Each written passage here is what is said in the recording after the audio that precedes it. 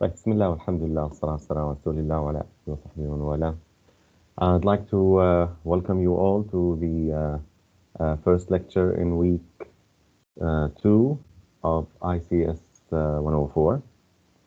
So before we proceed, any questions?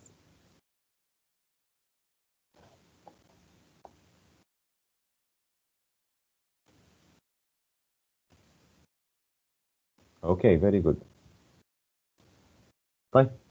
So let me share the screen and let's directly go to our next chapter, which is basically programming with numbers and strings. The reading assignment is basically chapter 2, sections 1, 2, 4, and 5. What do we expect to master after we finish this chapter?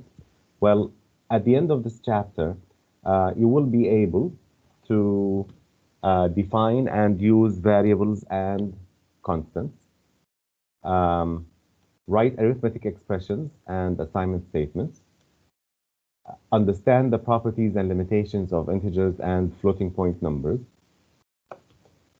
appreciate the importance of comments and good code layout, write arithmetic expressions and assignment statements, create programs that read and process inputs and display the results, and basically learn how to use Python strings. Maybe not in the same order, but basically this is what we are going to go over. This is a very fundamental chapter. I hope that if you understand, the concepts here well, especially the concept of a variable, I hope that this will ease your journey through programming in general and Python in specific. Okay, so let's start then, and let me ask the following question: what have you heard? This is not the first time you hear the word variable, صح? Million of times we heard it. Million, huh? طيب, what does it mean in the context that you heard it? Something might be changed. Something might be changed. Some given quantities. Some given quantities. Sets of values. Sets of values. Well, unknown. This is what I was looking for. In mathematics, when we took a variable was kind of unknown, and in many cases we were trying to find it. Huh? That was the concept. That was the concept of a variable. That was the concept of a variable in mathematics. Now, the concept of a variable in a programming language is going to be a little bit different. Okay, it's going to be a little bit different. So, why do we need variables in a programming language? Well, we need variables in programming language to carry out computation. To carry out computation, we need to store values in order to use them later on. So now we are departing from the unknown thing, right? Now we are departing from the unknown definition of a variable. The variable in a programming language is basically, or especially in like programming languages like Python, basically represents, a storage location that will hold a value. A storage location that will hold a value, right? So these values are stored in variables. These values are stored in variables. Okay. So let us comprehend the use of variables by solving the following problem, which is kind of a motivational problem in this regard. So the problem is soft drinks, which is more economic. soft drinks, which is more economic. So what is the problem? Well, the problem is the following. Soft drinks are sold in cans and bottles, okay? In cans or in a bottle. A store offers a 6-pack of 12-ounce cans for the same price as a 2-liter bottle, okay? So a certain store sells a 6-pack of 12-ounce cans with the same price as the price of a 2-liter bottle of soft drink, Right. Now, my question to you is, if I want to find which is more economic, what should I do?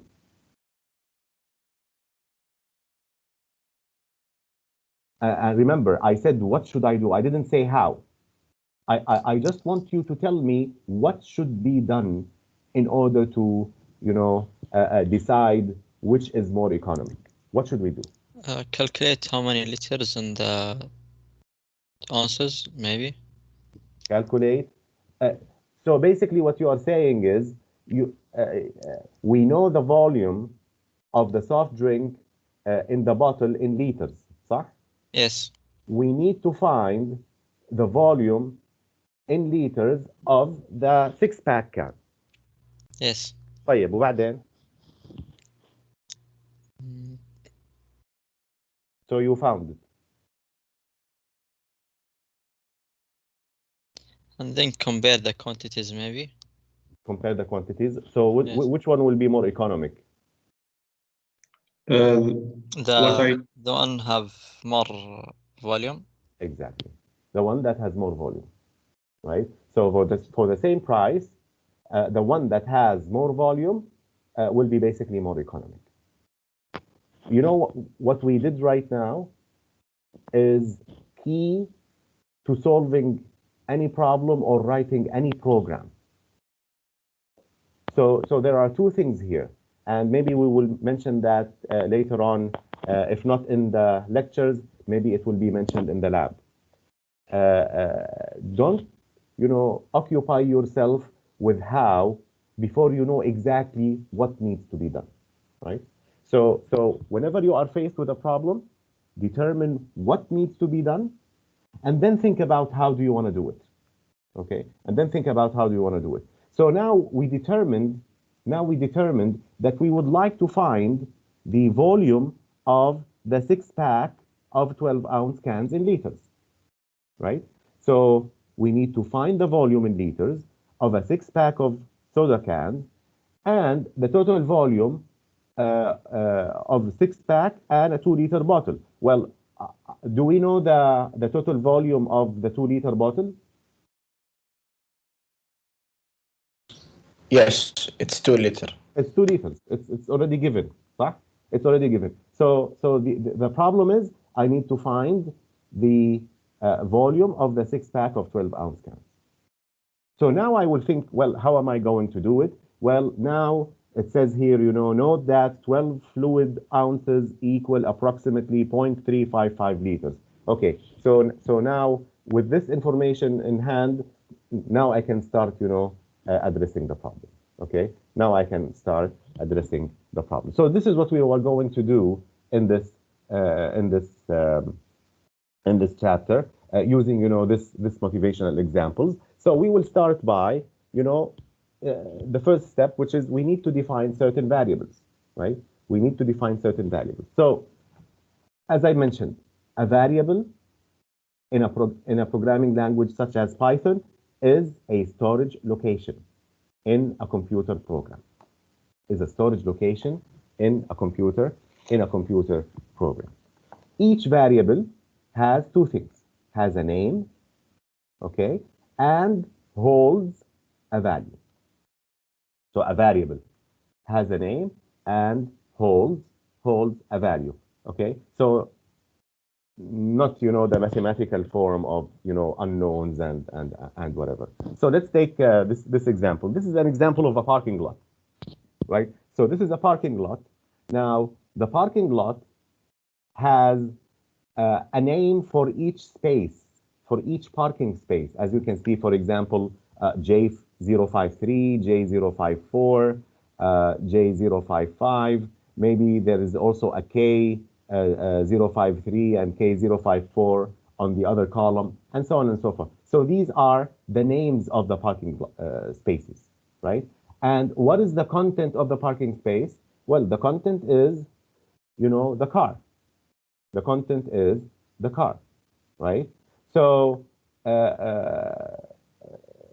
so in a programming language, like Python, we have to have a variable name and a variable, that has a name and has a value, right? So in this case, for example, the parking space is J53, and its value is basically the car in front of us. Right. So now we defined what we mean by a variable. We know that a variable is, a storage location that can hold a value, right? It has a name and can hold a value. Right. Now, what is an assignment statement? Well, an assignment statement is used to place a value into a variable. An assignment statement is used to place a value into a variable. So, for example, let's look at this code here. Cans per pack equals 6. Cans per pack equals 6. Now, this is called an assignment statement, and the assignment symbol is basically this equal sign, right? And what does this do? Well, it assigns the right-hand side, quote unquote, value. By the way, this could also be an expression. It assigns it to the left-hand side, to the variable that is specified in the left-hand side of the equal sign. The left-hand side of the equal sign. So now, if I say Shift Enter, okay, so now I have run, this code fragment, and I have assigned the value 6 to the cans per pack. I have assigned the value 6 to the cans per pack. So again, how does the assignment statement work? Well, the right-hand side of the equal sign is first evaluated. Now here, it's basically the value 6, right? But as I said, this could be a whole mathematical expression. This could be a whole mathematical expression. So I evaluate it, I find its value, the value is 6, then the value is assigned to the variable on the left-hand side of the equal sign, which is the variable cans per pack. Okay, which is the variable cans per pack. Right. So now, what do I have? Basically, this is what I have. When I made the assignment, the cans per pack, storage location was kind of allocated. And once the assignment finished, I had 6 in the content of the cans per pack, right? So you can consider this white box is, the storage location, right? This is the storage location where its content is the 6, and this storage location is called, cans per pack. It is called cans per pack. Right. Now, once you define the variable, it can be used in other statements. Okay, it can be used in other statements. Does anybody remember any statement that we have seen in last week? Any statements we have seen last week? We have seen. Remember, ya shabab. Print. Print. Yeah. Print, huh? The print statement. The print statement, right? So now, when I come here and I do Shift Enter, what do you expect will be printed? Cans per pack. 6. Nothing. 6. String. 6. Nothing? ليش nothing? We didn't define Okay. the cans per pack before. This is a very good observation. Okay, this is a very good observation. Well, first of all, you will be disappointed to know that it will print the 6. But why did it print the 6? Do you notice here this 2, this number 2? There was a assignment before. Aywa. See, in Jupyter Notebook, whenever you run a cell, you know, it's basically preserved in the you know, in the Python execution, right? So this was the first line that was executed, and that's why it's basically numbered 1 here. And when we went to the next slide, this was given number 2, right? Because now this was executed, right? Fine. Now, by the way, if I go back and if I run this for the second time, what do you think it will give me here? 2 ولا 3? 1. 1. طيب هات لنشوف. 3, I think. It gave a 3. لأنه now this is the third statement that was executed. So it's not about, you know, where does it happen? Where does it happen? It's about, you know, whenever you execute a cell, it will be given basically kind of a serial number that, you know, this was the statement that was, you know, this was the cell that got executed, you know, the third time, right? So it's no longer 1, right? So it's no longer 1. This one, by the way, is what? As I said, is, you know, it refers to the sequence of execution of the cells. It refers to the sequence of execution of the cells, right? So now this is 3, and the other one stays at 2, right? The other one stays at 2 if I don't, you know, run it. If I run it again, it will become 4, because now this becomes, you know, the fourth, quote unquote, cell that gets executed, although it was executed, you know, another time. So if I do it again, it will be 4. Okay, fine. Okay. So now, can I change the value of a variable? Can I change the value of the variable? The answer is yes. Yes. If an existing variable is assigned a new value, that value replaces the previous contents of the variable. That value replaces the previous contents of, so it's just overrides, okay? It just overrides, right? So now, who's gonna tell me what is gonna be printed? This cell, you know, since it doesn't have any, it will print 5, mumtaz, right? So now when I press this, now what happened to cans per pack? Well, cans per pack was fixed, صح? Now it became 8. So now if I print it, it will print what? 8. 8. Okay, now it will print the 8. Okay, Shabab? Any questions so far about, you know, variables? I have a question, Doctor. تفضل. For example, in number 6, we write print, then cans per pack. Mm-hmm. But in number 5, it's just cans per pack equals 8. Yes. Isn't there any command before it? Or is it just like that? What do you mean, is there any command before it? Can I change cans per pack by any I want and equal it to anything I want, and it won't be, there won't be any difference? Yeah. Well, there would be a difference if I execute it, صح? يعني what do you want me to do? What do you want me to do? So cans per pack. Do you want me to write 8 plus 4 مثلا? ايش رايك? I mean, if I change cans per pack in number 5 and in number 6, the same thing will happen. You mean the name of the variable? Yeah. Okay. So if you call it, for example, cans per packs, صح? Yeah. Right. Now, if I run this, this will assign cans per packs to 8, right? Yeah. And now, if I try to print this, what should it print?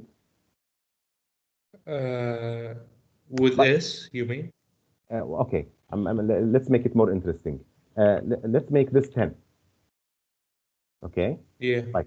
So now, what do you think will be printed if I run this code? 8. It will print 8 because our original variable, cans per pack, did not change. Huh? Yeah, I understand. We put the 6, now we put the 8. So now if I run this, again, it will give me the 8, right? But now if I put the name of the other variable and I run it, well, oh, I didn't run. You didn't run the previous one. Yes. شايفين يا شباب, I didn't run the previous one. So I need to run the previous one, and then I need to run this. So now it will give. Doctor, So now I have basically what you just said is now I have now 2 storage locations. One of them is called cans per pack. It had an 8, and the other one is called cans per packs, and it has a 10. I understand. Okay. Doctor? تفضل. now after we change the variable of cans per pack and there is no longer 8, I think it will back when I say cans per pack, it will go to 6 as long as 8 is gone. Well, it did, by the way, did 8 go? 8 did not go. And I defined now 2 variables. One of them is cans per pack, which has the 8. And another one is the cans per packs, which has the 10. So cans per pack did not go. So if I print, by the way, I can do this, Tara. I can do, we will see that, inshallah. I can do this. I can print the 2 variables next to each other. Okay, so if I run this, you will see that the first variable is equal to 8, and the second variable is equal to 10. واضح؟ So it's changing as you are changing. It will not go to the first one. It will not go to the first one. You are printing, I mean, you went to the storage location of cans per packs. So it doesn't have anything to do with the other one. So as long as you do the command, it's already saved. Exactly. Even if you delete it. Where did I delete it? I think you can change this. I did not delete it, صح? Now, see, after this point, now I have 2 variables defined. واضح? I did not delete any variable. I overwrite contents of variables, yes. You know, I can overwrite this 8 to 7 to whatever I want. But the 2 variables exist. واضح? So we overwrite the cell number 4. We execute in number 6 another value for the cell number 4, which is we said first cans per pack is equal 6. Then we execute another. Oh, you're talking about this 6? Mm. No, see this 6, because it was executed, look at this number, it was executed the 4th time, and at the 4th time it was equal to 6. Now if I run it, by the way, what will happen? 8. It will give you 8. واضح؟ That's clear يا شباب? Excuse me. No. Print is both function and assignment. No. Print does not assign anything. Just a function. Print is a function that prints what's inside. We will see the definition of print in just a few minutes. Oh, okay, thank you. Okay. Fine. So now we come to, you know, an interesting question. And that question is basically the following. Is assignment similar to equality in algebra? Is assignment is similar to equality in algebra? Well, let's consider the following statement, okay? Let's consider the following statement. Cans per pack equals cans per pack plus 2. Okay? I need somebody to tell me, when you took mathematics, was this a correct equation? No. No, No, why not? because cans per pack is a variable that is constant, doesn't change. So if it's 5, then 7 equals 5, which is wrong in algebra. 7 Sure. equals 5. 2 equal to 0. Well, you know, yeah, 2 equals 0. This is what I was looking for. So cans per pack was something like, you know, if I want to look at this, if I want to look at this scratch, let me just remove all these. We will come to them later.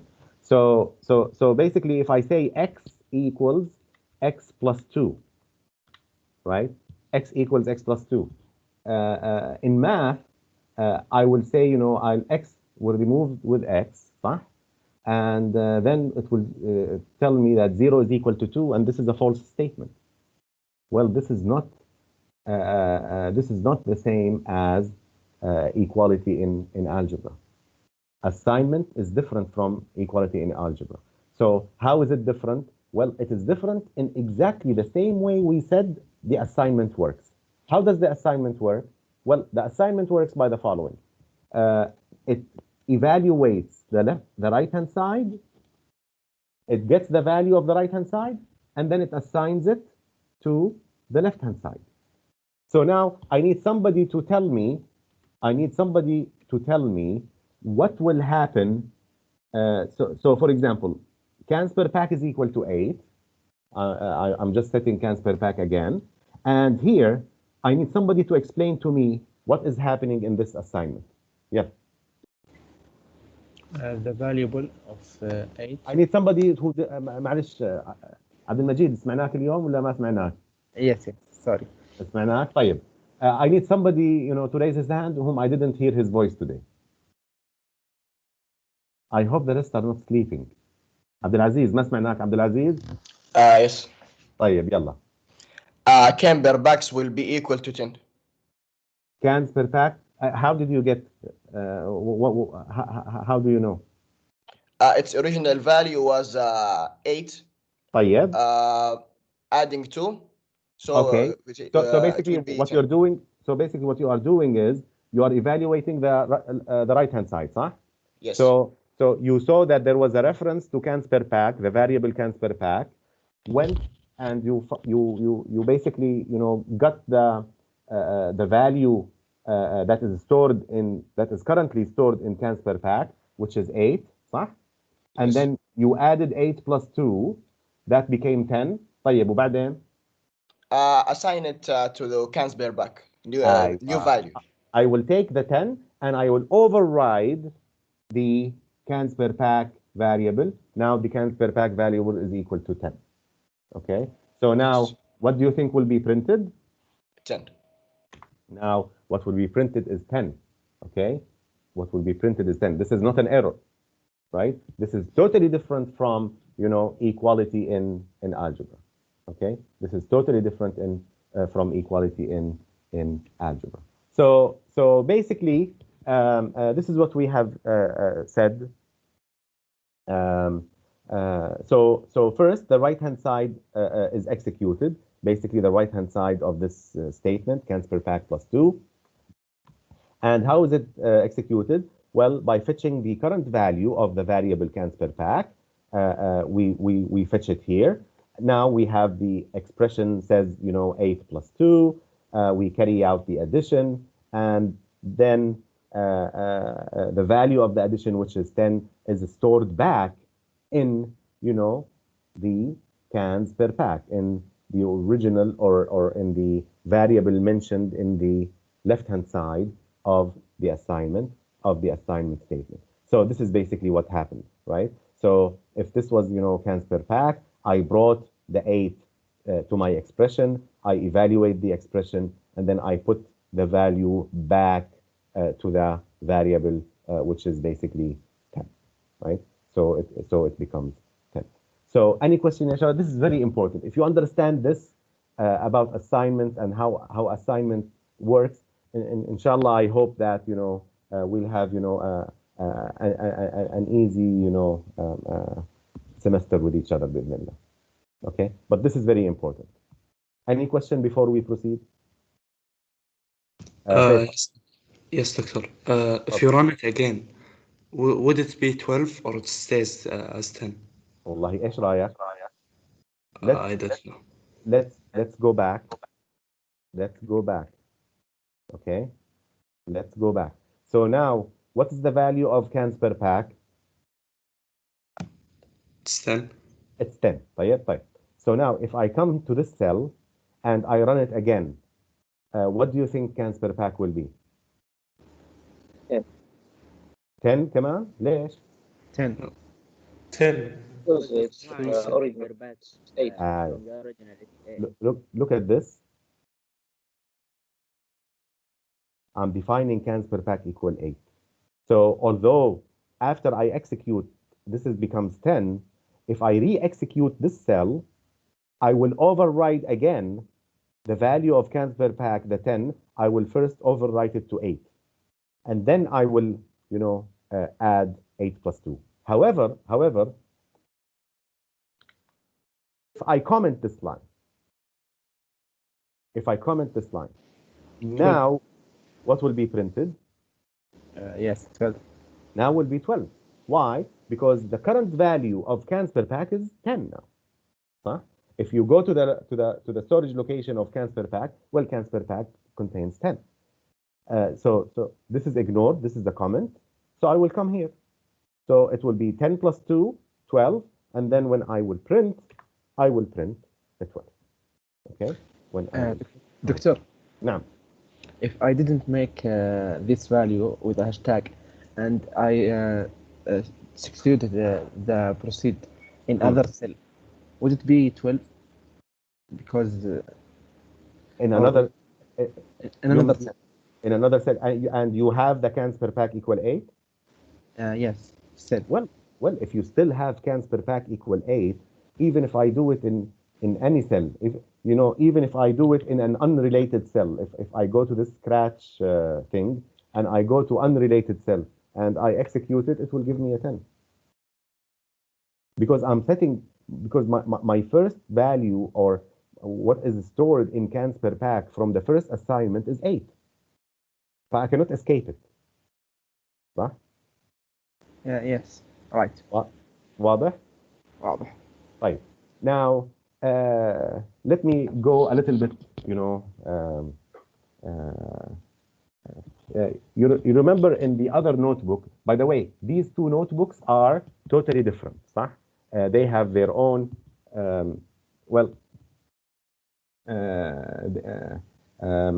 although here is you see 18, but this 18 is not related to the 15 here, right?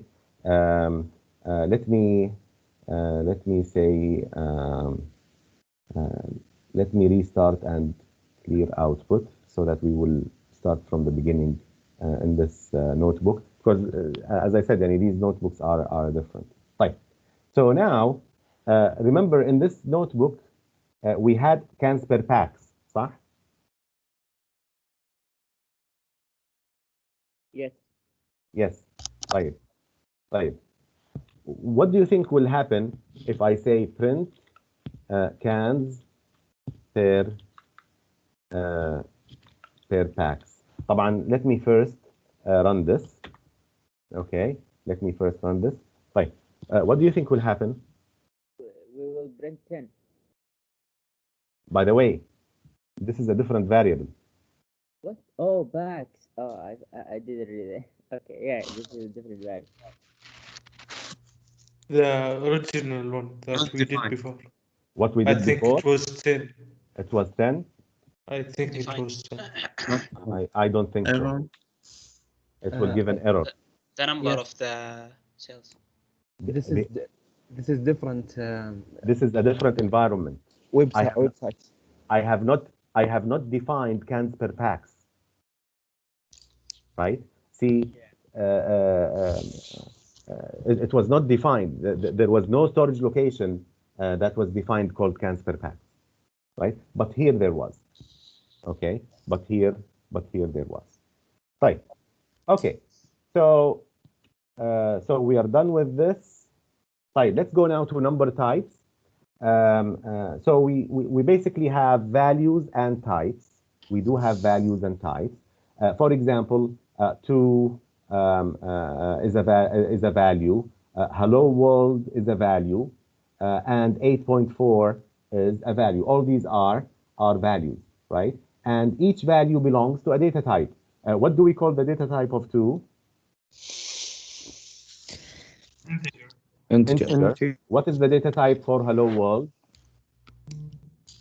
String. String. It is called a string. And what about the 8.4? Float. It's a float, right? Or a kind of a real number, quote unquote, a real number, or it's basically a floating point number. Now, integers in Python are referred to by int. Strings are referred to by str. Float is float as is, right? Float is float as is. And the 2 and the 8.4 are called number literals. Okay, the 2 and the 8.4 are called number literals.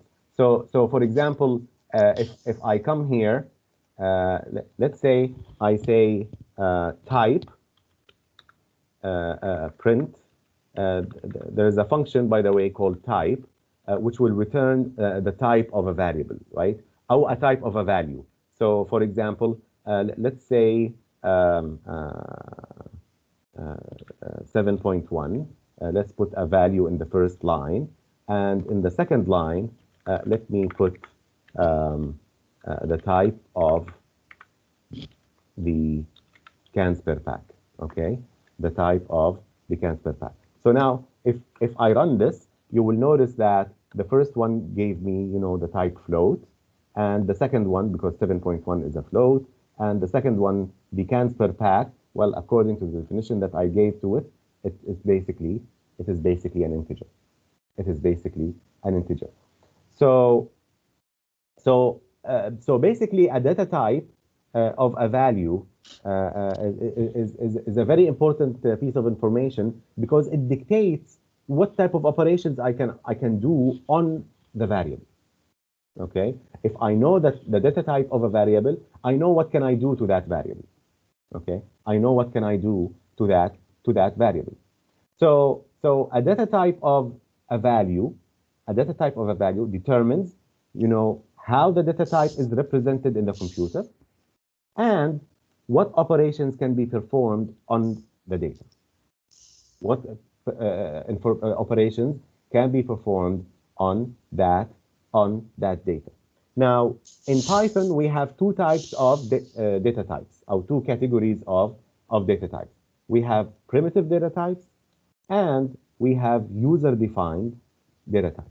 Now, what are the primitive data types? Well, primitive data types are, like the data types that we have seen, integer, string, float.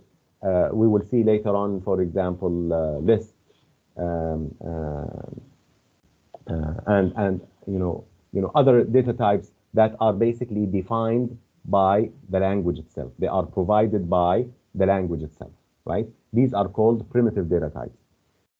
Also, we have what we call user-defined data types. Now, user-defined data types are data types that have been defined by the programmer. Now, we will not see them until we, go to chapter 9, when we study object and classes, which is kind of maybe the last topic that we will do in Python. Okay, so these are the 2 categories of data types in Python. Right. So one thing that we should know regarding Python is that whenever I assign a value to a variable, it will determine its type. Okay, it will determine its type. Now, before we go to examples of that, let me just give you the different types of number literals. So for example, the value 6 is an integer, right? So it's of type integer. It has no fractional part. Similarly, -6, integers can be negative, right? So if I assign cans per pack equal -6, that If I change, for example,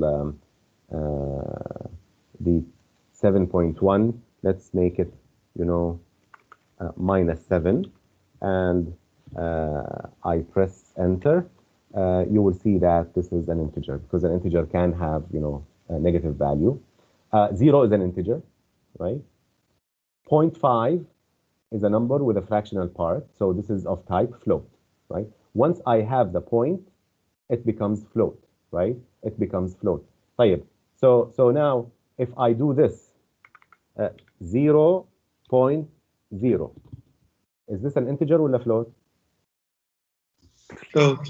Float. Well, although it's still 0, kind of an integer, but because of the 0.0, it is stored as a float. Okay, it is stored as a float. Right.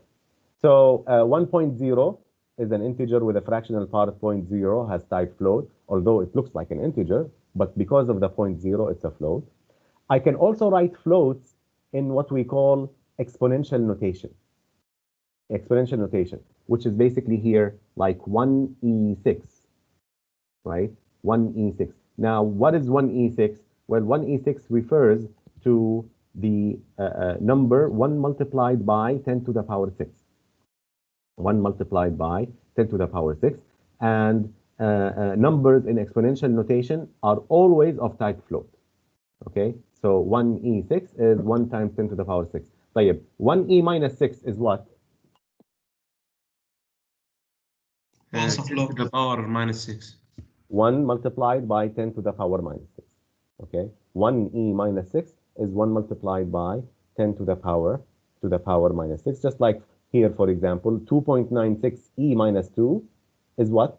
Well, it is 2.96 multiplied by 10 to the power -2. And which is the same as if you take the dot twice, 2 decimal places, so 1 and then 2, so it becomes 0.0296, which is this one, 0.0296. Right? Doctor. Now, when E6, why it's float, although there is no point? it's always a float. It's because of the E. Mm-hmm. It's because of the E. See, once you use the exponential notation, it's a float. Whether, you know, 1 is a 1 or regardless of, you know, this value, it's always a float. Doctor, now, what if we put 1/2? It will be a float or an integer? Well, 1/2, like for example here, this is an error, because 1/2 is actually an expression. It's not a value. When you use the over, right? When you use the over, this is an expression. This is not a value. So you cannot define 3.5. You cannot say, you know, 3 and then space and then 1 and then, you know, division and then 2. You can have 3 plus 1/2, but it will be the expression 3 plus 1 divided by 2. And it is evaluated to 3.5. And it is evaluated to 3.5. But it's not a value. It's an expression. Okay? This one is not even an expression. So it will give you it will evaluate it if I use print, but if I use type, it also will evaluate it, or what will happen? If you use type, you know, 3 plus 1/2, it will evaluate it, and based on the type, it will become a float. Huh? You know, if you say 3 plus 1/2, right? 3 plus 1/2. See, it will, and we will see those rules for evaluating expressions and the types. We will see them later. Okay. Doctor? Now. Is it gonna be right if I write beside 3 نقطة comma? Like so, this? No. I mean, we say that 3 half, it's not a value. What if I write 3 point half? Is it gonna be 3.5? 3.5? 3.5 like this. 3.5 like this. No. If I delete the addiction الجمع وحذفت الزيادة، حذفت الفايف وبس Yeah. حطيت زي كذا، هل تكون صح؟ بتكون صح. ايوه يعني الحين خلاص. لأنه but this is again an expression which is basically the floating point value 3.1 divided by 2. So it's not gonna be 3 half. No, it's not going to be 3 halves. 3.5. It's not going to be 3.5. This does not work. And also you cannot use, commas to, like 100,000. Well, this is not a value in Python. It will give you an error. دكتور, No. what if we wrote 1/2 alone? It will be float. It will be If we float. delete. Okay. Because again, we will get these rules, inshallah. We'll come to them. Okay. Okay. طيب. So as I mentioned, the value determines the type of the variable. For example, the following piece of code is correct but not recommended. Look at this. This is interesting. Tax rate equal 5, print tax rate. Tax rate equal 5.5, print tax rate. Tax rate equal 5.5, print tax rate. This is perfectly legal in Python. Okay. Why?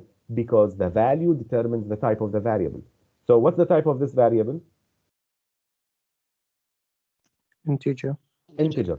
And after this assignment, what will be the type of the variable? Float.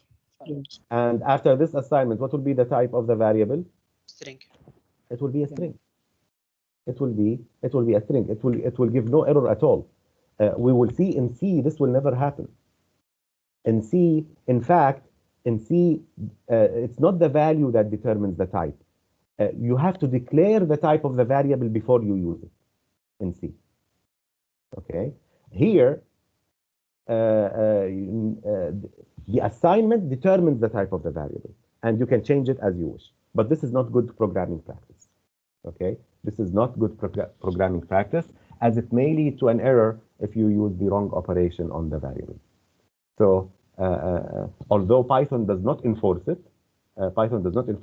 but it is highly recommended that you don't do this, right? The only thing, maybe the only exception might be, moving between, integers and floating points. Yani going from an integer to a floating point number. Yeah, maybe this can be tolerated. But, going to, totally different type like a string, this is not a good idea. Okay, this is not a good idea. I mean, imagine after we execute this, if you want to add 10 to the tax rate, what will happen? It will have two variable, three variable. No. See, what is the type of tax rate? It's 5.5. And the type string. Float. Yes, This string. will be a string. آخر واحدة. The last type is string. So now, if you try to run this, it will complain. I cannot add an integer to a string.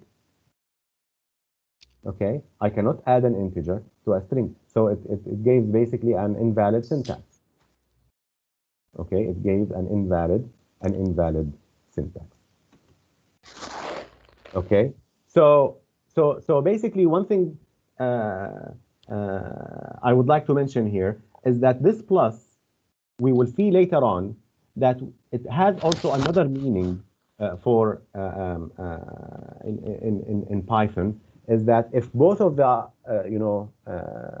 operands around the plus are strings, it does something which we call concatenation. But we will know that inshallah later when we cover strings.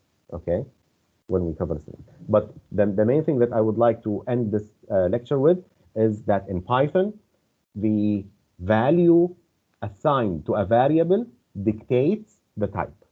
Okay, dictates the type of the variable, and it is highly recommended that once you have a type to a variable, you stick to that.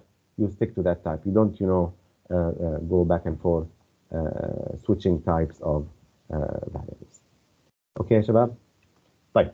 I have a question. تفضل. Can it add a float to an integer? Yes. That's why I said we can actually. In fact, we just did it, right? The 3 plus half. 3 plus. Let's make it 0.5 like this, right? Of course you can, and if I print, not the type. If I print the value, it will give me 3.5, huh? It will be 3.5. So that's why I said, among integers and floats, that's fine. But other than that, don't try this. Don't do this. Okay. طيب يا شباب. Any more questions? طيب. Thank you very much. Inshallah, we will see you day after tomorrow. Sorry, a quick question. When I write 1 multiplied by 10 over 6, it's showed to me float. What if I write just directly? So 1 million, it will be float or it will be integer? لا, it will be integer. If you do not use the exponential form, like for example, if you use this form, right? Oops, should be fine. Yeah, if you use this form, it's an integer. Okay. Right. But the problem is if you use the exponential form, it will immediately become a float. Okay. Okay. Okay, شباب. Doctor, can I write it 1 multiplied by 10? By the way, anybody who wants to leave, يا شباب, leave. We are done. معلش قطعتك. Can you repeat, please? Can I write it like 1 multiplied by 10 over power 6? Yes. But we need to take first the power function and the power operator. Inshallah, it's coming. Okay. Okay. Doctor. نعم. I got disconnect for 2 minutes. Is it okay? It's okay. Don't worry. Okay, thank you. يلا يا شباب نراكم. Doctor, I have a question for the tax rate. Why choose the last one? Because it have 3 variables. It's not 3 variables. Did I change the variable name? Look at the variable name. I know, but it's the same. But why it choose the last one exactly? Or well, anybody who is with us can answer this question. Why did it choose the last one? It always it's last one. The last one. Sequence. Because it overrides. See, when I first defined tax rate equal 5, I made a storage location and I put the integer 5. طيب? So now the type is integer. طيب. Next, when I come to this assignment statement, it says tax rate equal 5.5. It will go evaluate. It will evaluate the right hand side. It's a float. So now it will put a float in the tax rate. So now tax rate became a float. طيب. Now when we execute this, tax rate is the string 5.5. So now what will happen? Well, I will take the 5.5, okay, string. I will evaluate it. This is a string, okay, and now I will override the contents of tax rate to become a string. So now the type changed to a string. It's only one location. It's only one location. The value, tells me what is the type of that location. And as you can see, when you run this in this sequence, the last value prevails. Huh? The last value has been assigned a string. So now if I try to access this variable, you know, in a print statement, for example, if I try to print here, if I try to print the tax rate here, what would it print? Well, it will print whatever is in the variable, which is the string. وضحت؟ So whenever the last things like here, the last things is 5.5. Whenever I try to put in any function, it will be 5.5 as a string. Yeah, whenever you try to put the tax rate, whenever you try to, you know, use the tax rate, you will have this value, because this is the last value that was, you know, assigned to this variable. Yes, I got it. Thank you, Doctor. Thank you very much. ممتاز. يلا رقم أخير يا شباب. يعطيك العافية. الحمد لله، أشهد أن لا إله إلا أنت، أستغفرك. دكتور معلش بس سؤال سريع.